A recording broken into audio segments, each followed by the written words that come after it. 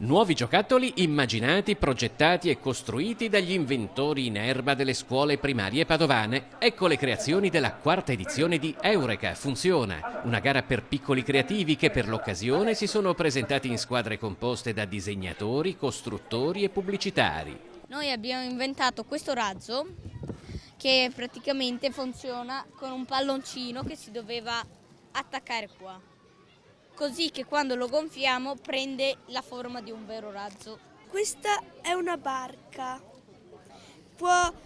giri l'elica e dopo si muove così e dopo parte. Come funziona questa catapulta?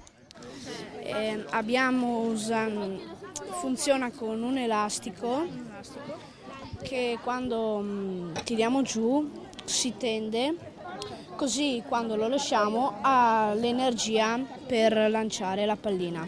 Avete lavorato tutti assieme? Sì.